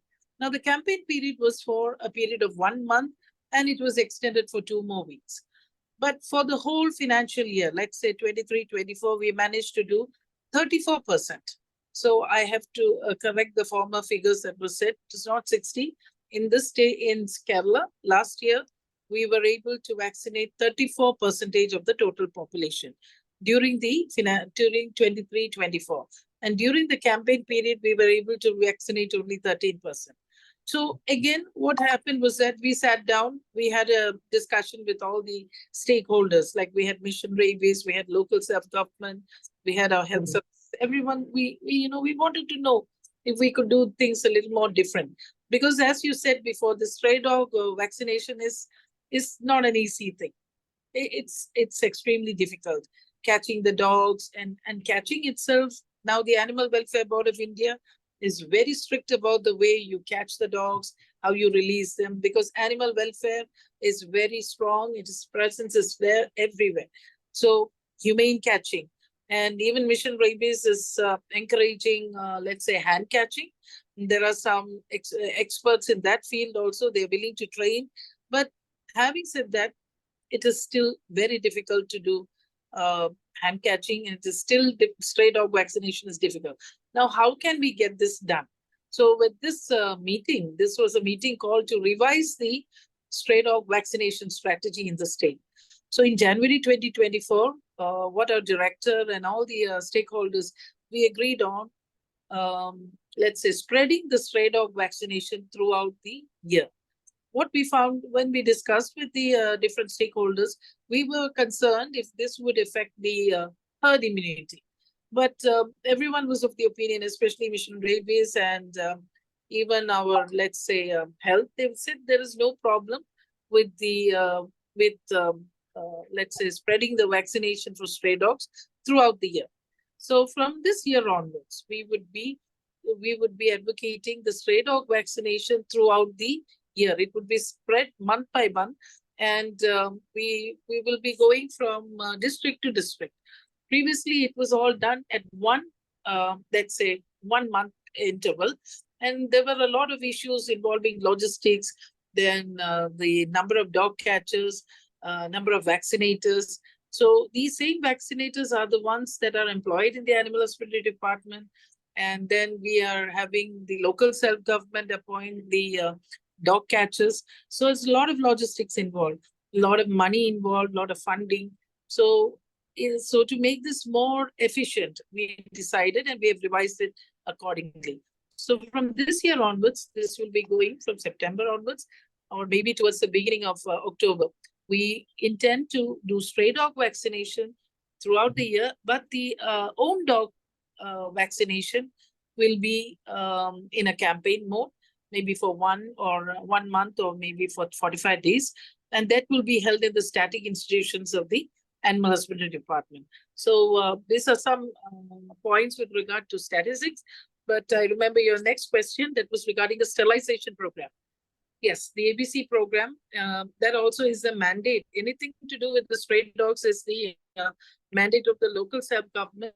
But in most of the states, let's say almost all the states in the country, the NGOs play a very pivotal role in the animal birth control program. Now in Kerala, we have only one NGO or one animal welfare organization which was given a permission to do the ABC surgery. That is Street Dog Watch Association. It's located in Trivandrum itself, in Kovalam. So actually, as we speak, I believe they are still to get their permission for this year. So the thing is that unless we have NGOs coming into the scene, we will not be able to progress much. Right now, we have around 15 ABC centers in the state, and we have another 15 ABC centers that are nearing completion, and probably within the next 6 months, they will also start functioning, and another 5 months that are 5 ABC centers in the pipeline. Now, one of the difficulties with the ABC centers is the public resistance. Even if the land belongs to the government, either the Animal Husbandry Department or the local self-government, there is a huge public resistance. It is tremendous. Tremendous in the sense there are times when, the officials nearly get beaten up for planning an ABC center. So that is one of the things. So right now with Mission Rabies and Kawa, they are involved very much in community awareness, education programs. So we have the education programs in I think 7 districts of the state. So what we need to bring to the public is the awareness that, unless this is done, the vaccination, responsible pet ownership, as was mentioned by Dr. Hari, along with that, the animal birth control. So unless these go hand in hand, and it has to be, let's say, strategically planned and meticulously executed. Otherwise, we will be talking about this till the cows come home. So we need to make sure that this gets implemented in the right way. And for this, in addition to the government agencies, we need the non-governmental organizations to pitch in. Thank you very much, Dr. Kauni. Madam, you have actually, you work in a very committed and steady manner towards rabies-free Kerala. And thankfully, we have with us the team from the Mission Rabies and Kava. We have some of the representatives from Kava as well here. I think Dr. Prince and some other, Dr. Prapti, some of them are here. Also from Mission Rabies, we will go to the Mission Rabies team. Before that, I'll pose my question to Anuja Madam. Madam is the Head of Department of Community Medicine. Madam, can you hear me? Madam Anuja Madam? Yeah. Yes, Ania. Please proceed. Yes, ma'am. So could you share some of your experience, like with regard to the investigation of cases of rabies? Some of the cases have occurred even when the people have been vaccinated. That is one thing. And why do you think they have occurred, and what are the focus areas? Some of the points Dr. Hari was telling on the initial wound care, the first aid and the IDRB technique, etc. So that is one question. And the second question to you is like regarding we still have, even when we say that PEP is very accessible and available, we still have people not taking vaccine, the post-exposure prophylaxis in Kerala. Especially I'm aware of some of the animal lovers. What I feel is that people, when the people who love you do something to you, you might not mind it much. So I feel some of the such populations now, how do we target them to achieve the, to get them to get the vaccination? So what should be the education strategies, kind of things? Do you have some thoughts to share? So these are the two questions. Thank you, Sineya. Very good. If we discuss about the mortality, rabies mortality actually recently reported in the last 3 years, and all these confirmed deaths, what we find is two groups of exposures are usually ending up in mortality. One is those with domestic dog bite. Even though stray dog bite is, we usually consider it as a problem, but domestic dog bite is, people actually ignore that even trivial injuries caused by these domestic dogs can cause even risk and mortality, because they may be frequently getting exposed to this animal. And so when they get an bite due to this, while the dog is in the pre-manifestation phase, they ignore it. That is one thing. Even in this year till date, in Trivandrum Medical College itself, there were 7 cases reported, of which majority are domestic dog bites. Second thing is, if you are for a domestic dog, the others are stray dog bite. In stray dog bite, the problem is people are actually, even 2 cases, they didn't give a history of exposure to animal bite. When they admitted with viral encephalitis, and later only patient developed, when they developed the symptoms of hydrophobia and aerophobia, then the doctors inquired about this. Then only the bystanders able to tell that there was an exposure to animal dog bite. So ignorance from the part of the people is a major thing which actually lead to the development of rabies. Otherwise, the vaccine is freely available, including immunoglobulin is available, and all the facilities are there. Still, people are not taking it. So massive awareness campaigns or activities are actually needed for promoting vaccination. And among these animal handlers and pet owners, dog vaccination, none of the dogs were vaccinated against rabies, and domestic dogs were vaccinated, and people are also unvaccinated. But when I analyzed the death occurred in 2022, of which we got few cases after fully vaccination. All these cases were severe dog bites. So most probably the possibility being the exposure, direct entry of virus into the nerve injury that might have led to the death, because majority are in the head and neck bites and severe bites. All of them received vaccine, as well as they claim that they wash the wound properly, but that part there may be a problem, because wound washing, usual water washing may not be sufficient for animal bite cases. So all the rabies management facilities should have facilities to wound washing with soap and water for 10 to 15 minutes. That may be a beneficial thing. Then massive awareness campaign is definitely needed, especially whenever the people bring their animals to the animal husbandry department. Definitely the message should go from that department that along with the vaccination of animals, the owner should also take vaccine, pre-exposure vaccination. So focused activities are needed, Sinia. Thank you very much, That's Madam, for your very enlightening answers. Again, pointing out to the need for actually interrupting the transmission, because even with all our efforts at PEP and educating people, there could still be people who are not accessing or are not able to come because of their day-to-day priorities with other things and etc. So perhaps our focus on mass dog vaccination simultaneously would go a long way to eliminating the transmission of rabies and reducing the need for PEP, etc. So thank you very much, Madam. Next, I move on to, Madam was pointing on to some of the cases where we don't really have exposure. So maybe if time permits, Katie could also pitch in to tell our experiences from other parts of the world. Do you see cases where there is no clear history of exposure? So if time permits, maybe at the end. Next, my question to Dr. Nivedita. Nivedita is from Mission Rabies. Dr. Balaji is also here, and Dr. Mufida, who's working in Trivandrum.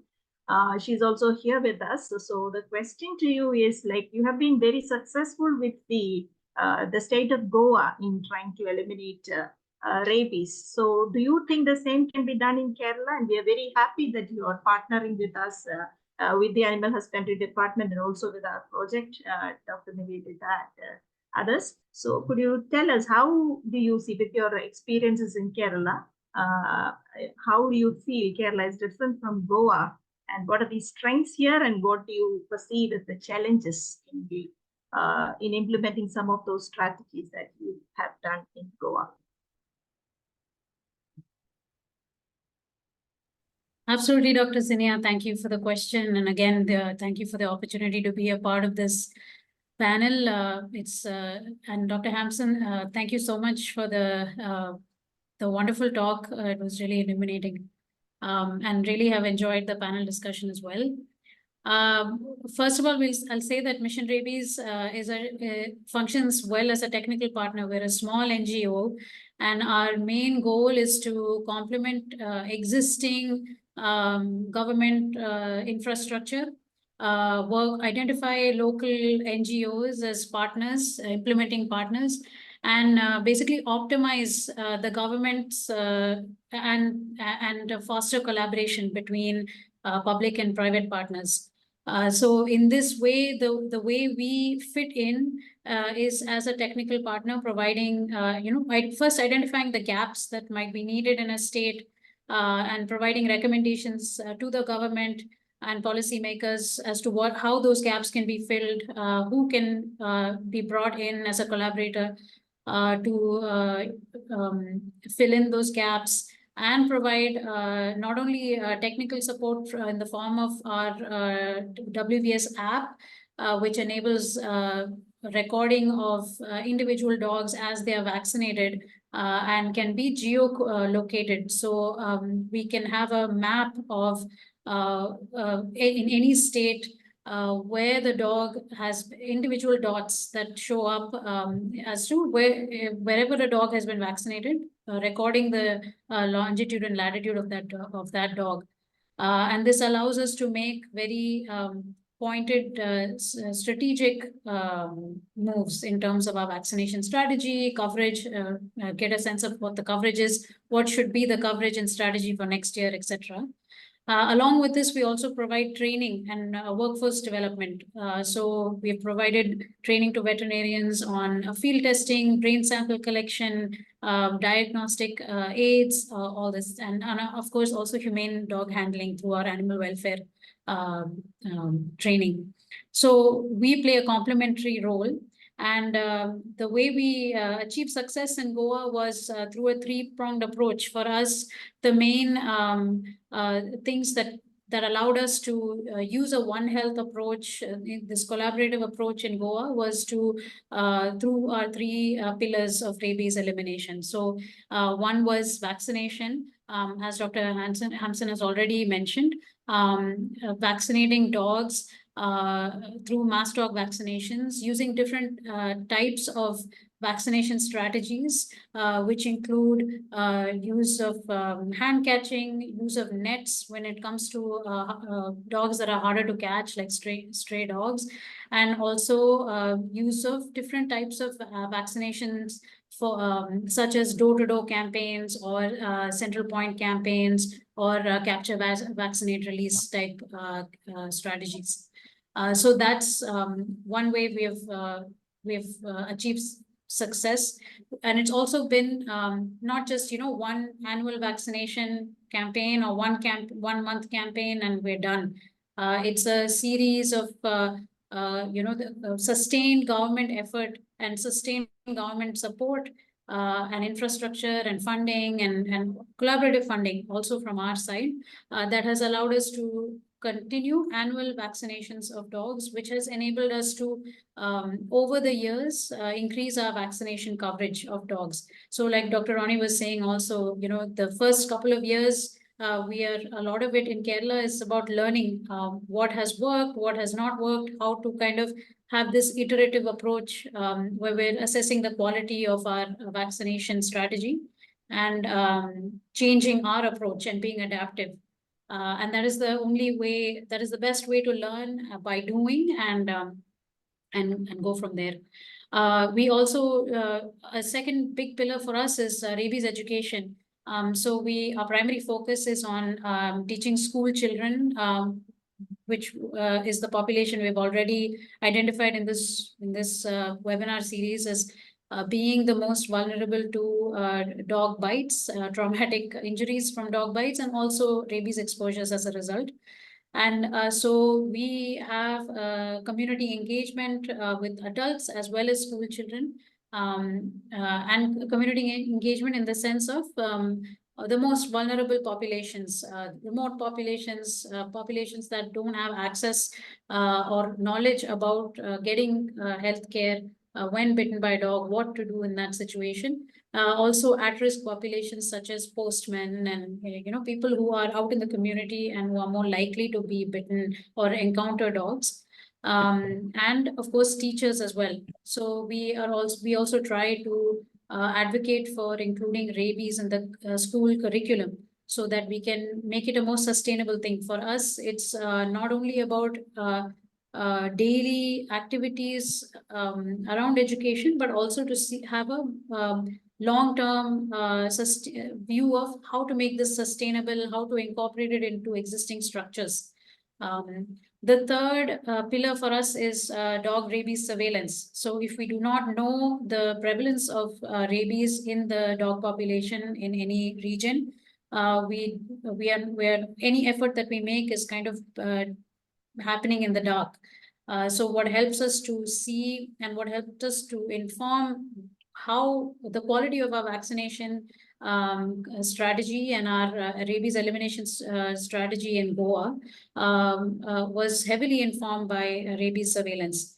And since we were able to map where these suspect dogs were captured and we were able to test these dogs, we were able to, over the years, see the impact that annual vaccinations on owned and stray dogs was having on the map of Goa in terms of rabies incidence. And of course, a big part of the rabies surveillance is rabies reporting. So unless we have a centralized rabies hotline where we are getting reports from both the public and the human and veterinary sectors, reporting to us any suspect rabid animal.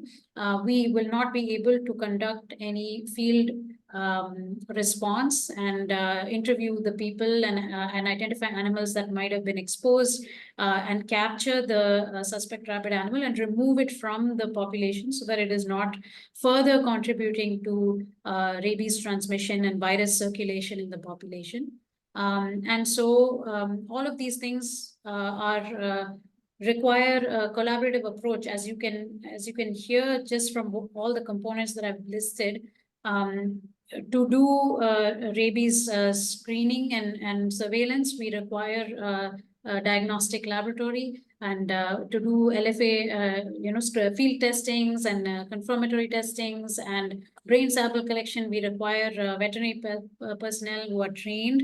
We need rabies response teams who are adept at handling capturing of animals in a humane way. We require school teachers, we require education officers, we require vaccinators, data collectors, and all of this is a One Health in action.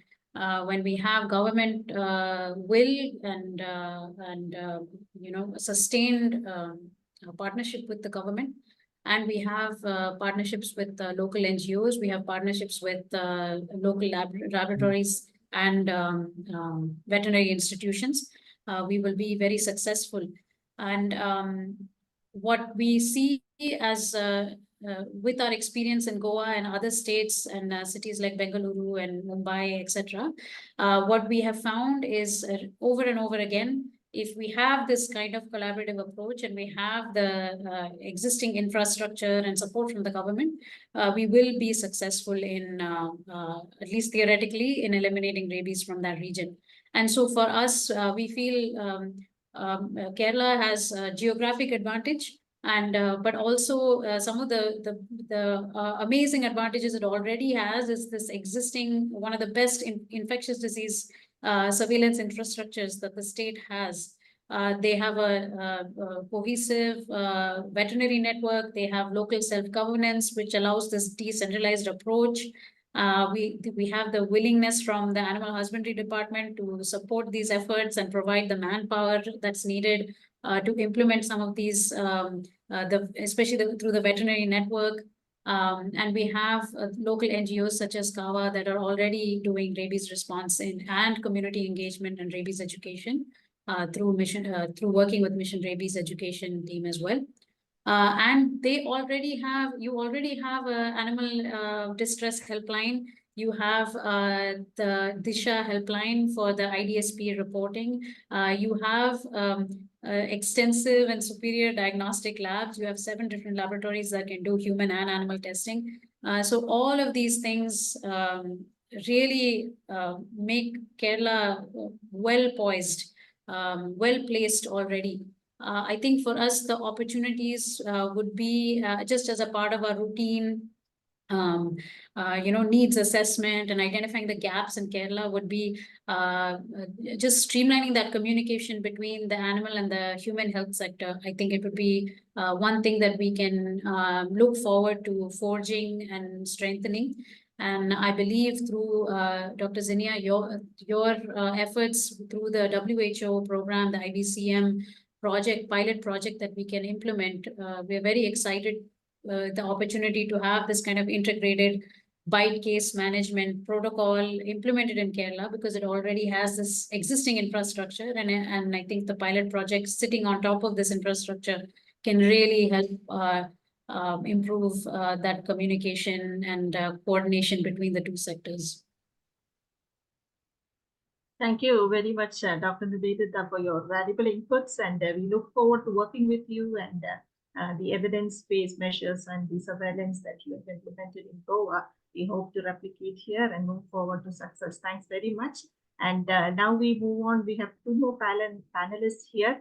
The next person is a very experienced person in the field of rabies, Swapna Susan, Madam. She has always been with us for rabies elimination efforts. Madam, the question to you is, Dr. Iqbal sir has said that we have a recent reports of 1/4 of the animals tested being rabid. Previously, we also had a report of 50% of animals that were tested as rabid, and we do know that that is perhaps a biased figure, but still that tells us that rabies is still there, and that we are subject to vulnerability with regard to rabies. So my question to you is, could we meaningfully convert this big figure that we have from the laboratory surveillance of suspect or probable rabies cases in animals to a real burden by putting the animal bites together? Or has there been some efforts to do that? I think Madam has done a lot of studies on that.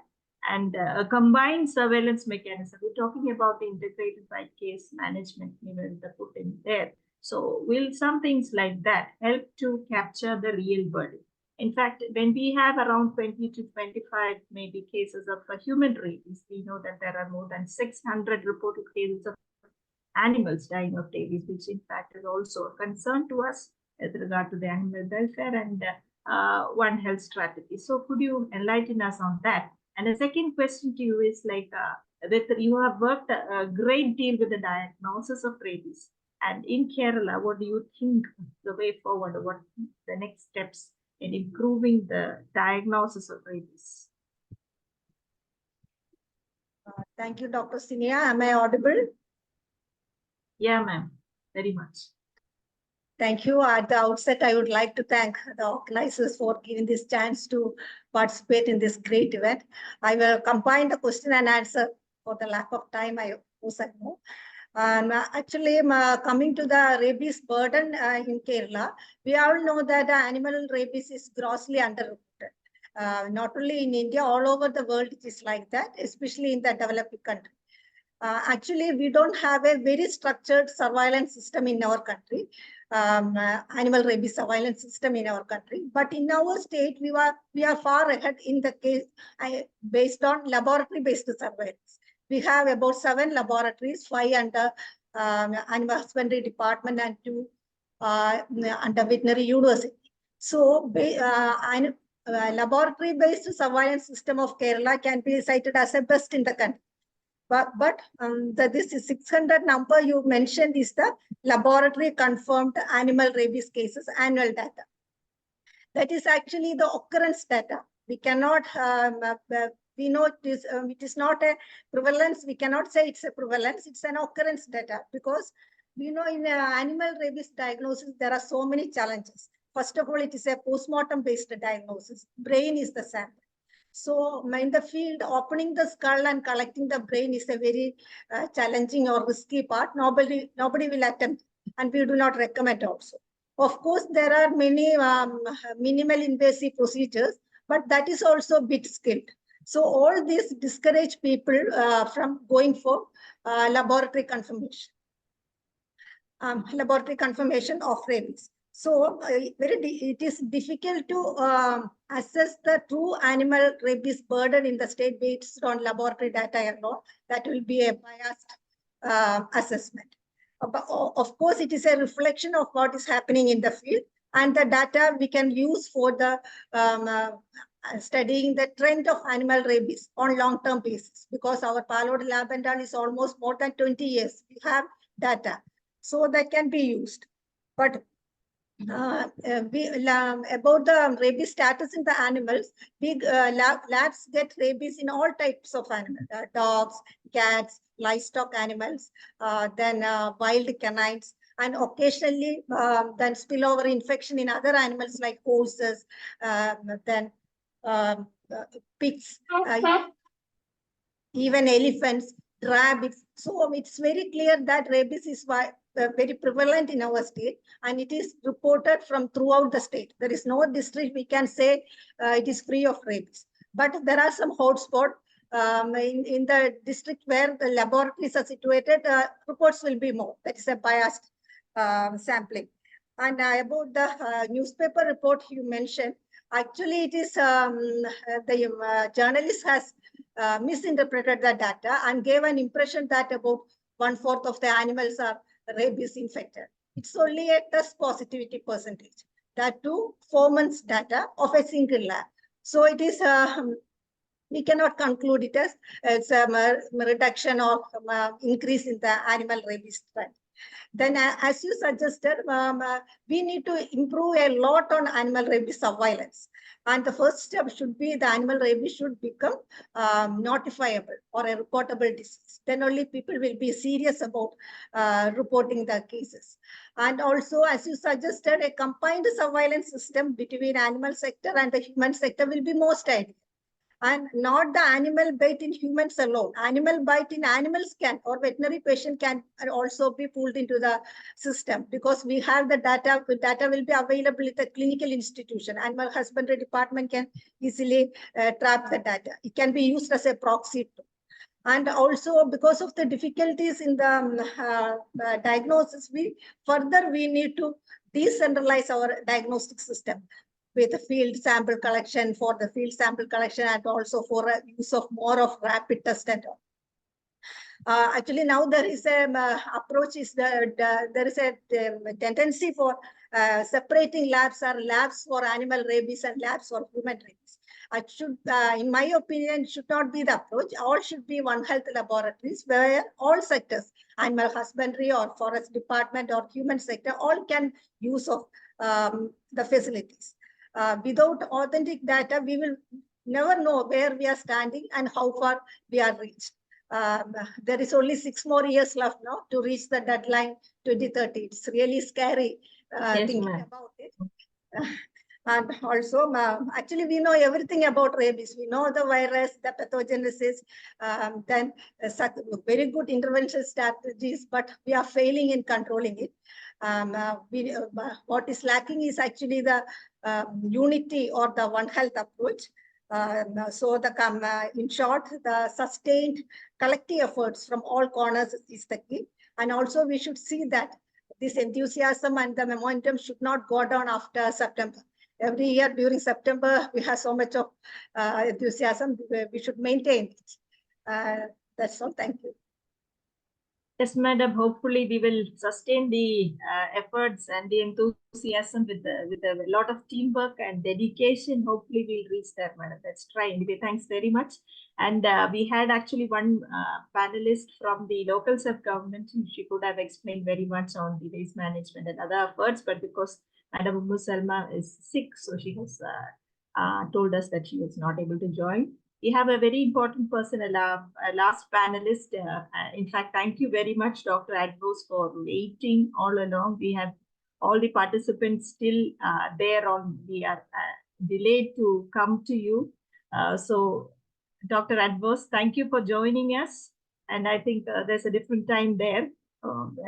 Straight to your question, we think of an oral vaccine and strategy to reach the inaccessible dogs. So apart from the targeting the wildlife rabies with oral rabies vaccine, we know around 25% or so of the population, dog population, are inaccessible. So, and we also understand that there is, we could achieve a higher coverage of vaccination with the use of this oral vaccine, although it is costly in the initial stages. It would help us in the long term. So could you elaborate on the potential of oral rabies vaccine use in a country like India for the elimination program? And since you know a lot of it, what are the technical difficulties or challenges? Why are we not able to bring it to the picture? Yeah, thank you very much for the kind invitation. I'm actually replacing my colleague, Dr. Gary Yale. She used to be heavily involved in the Goa State project of Mission Rabies, and she joined SIVA Santé Animal recently. So I'm just trying to fill in for her. Yes, I think it's clear to most of us that India has probably the highest number of free-roaming dogs in the world. Not only absolutely, so the total number, but also when you compare the proportion of restricted owned dogs and free-roaming stray dogs that are difficult to handle and difficult to vaccinate. That has already been pointed out by several of my colleagues in this webinar. So, of course, progress has been made. We've heard about the Goa State project and how successfully they were in locally eliminating dog-mediated rabies. But we should not forget the efforts they had to undertake to reach that goal. They went out to capture these stray dogs with with these catch, vaccinate, release teams. So basically, to catch these stray dogs, you need an enormous amount of time and an enormous amount of people. And that is, of course, a huge restriction. Another big restriction we already heard today as well is animal welfare. Dogs don't like to be caught with nets. And especially you can hurt dogs. Sometimes you chase the dogs that are running across the street. They're hit by a car. That's the last thing you want to happen. Another thing is that often, of course, your teams, so the vaccinators, the catchers, also have the risk of getting bitten by the dog. But the biggest problem is that with this capturing the dogs with the nets, it gets more difficult every year you're going to do it, because the dogs become wary. They know what you're coming to do the next year. They actually start alarming each other already when you start catching the first one in the neighborhood. They bark, they yell, and all the other dogs are already knowing something goes on. And the next year you come, it will become more and more difficult to catch these dogs. We've seen it in Bali, in Indonesia, where actually this capture, vaccinate, release teams started. With oral vaccination, that's completely different. You can go alone. You don't need a whole team with 4 or 5 catchers. You just go alone and with your pool bag, with your baits in it. And also, the difference is the dogs are not, well, in the beginning, they can still bark at you, a little bit scary. But as soon as they know, hey, you're going to feed them something, they're very happy and they will probably stay with you for a longer time. And also the dogs in the neighborhood will become much more easier to approach. I've had dogs chasing me for kilometers after I gave them a bait. You know, they become your best mate. So these are, and you can also do simultaneously, you can vaccinate more than one dog. It takes a little bit of experience, but if you have a group of 4 or 5 dogs, you can vaccinate them all in the same time. So it's at the end, you save a lot of time, you save a lot of people, of working hours for people. It's from animal welfare experience, it is going very well. You have no issues. It becomes with time easier because the dogs are, you know, next time you come there, the dogs recognize you and they will even actually walk towards you. You don't have to go after the dogs anymore. So from that perspective, you can really reach very high vaccination coverage in these dogs. So recently they did a study in Thailand, in the hotspot of rabies in Thailand. They targeted 10,000 free roaming dogs. So 10,000 dogs, community dogs, no owners. And so they went in that team. First, they tried to vaccinate them by the parental route. And if that was not successful, they would give them a bait. So basically, they got only 5% of these 10,000 dogs they were able to vaccinate by the parental route. But they almost got 8,000 dogs by the oral route. So with oral vaccination, they reached a vaccination coverage of 76% of these dogs that are so difficult to reach with parental vaccination. And like Katie said, and I can't stress it over more, you know, you got to focus on these hard to reach dogs, because these free roaming dogs, they're the one that transmit rabies. They're the most important subpopulation of the dogs that we need to vaccinate. So with that, I basically want to close off my remarks. I think ORV has a great potential in India. Actually, I know a colleague of mine, Ryan Wallace, once said when he first visited, he's from the CDC, he visited the GOA project with Mission Rabies, and he said, without oral vaccination, India will never solve the problem. Thank you. Thank you very much, Dr. Adbos, and for being very patient with us, and for all your valuable inputs. Some of the policymakers are here. I hope they have heard you and they will take it up with the government if it's possible. Okay, so I think with those remarks from Dr. Adbos, we'll close the panel discussion. There are some questions in the chat box. Dr. Katie has been very kind enough to answer some of them through her messages. Thanks a lot. And I think I will give it over to our professor to discuss further or close the session. Thank you, sir. Thanks to all the panelists. That's Mohan, sir. Thank you, Senior. Thank you very much. Actually, it is a late night. A lot of participants have responsibilities at their family and home. So we thank all of you for attending this. We will have the next updates shortly and we will inform you all. Thank you once again for your sincere support. Thanks for your time. Thanks. The update sessions content will be available on the site. Maybe we will take some time, 1 week or 2 weeks. Afterwards, it will be available in the site of School of Public Health. Thank you all once again. I thank our Honorable Vice Chancellor and KUHS team, and also Katie for a wonderful participation. Thanks.